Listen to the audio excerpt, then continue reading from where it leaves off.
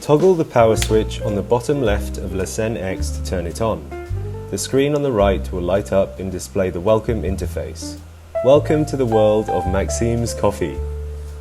Tap Next Step at the bottom right to begin the simple startup preparation, where you can select your language, time zone and connect to the Wi-Fi according to your preferences.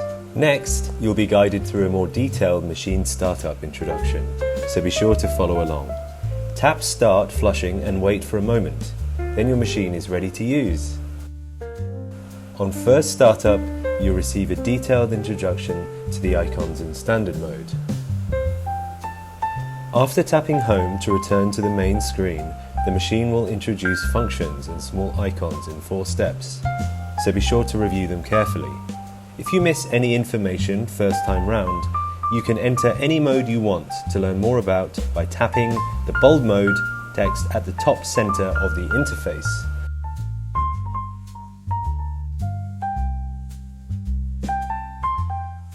This can be done for every mode, so it won't be shown repeatedly here.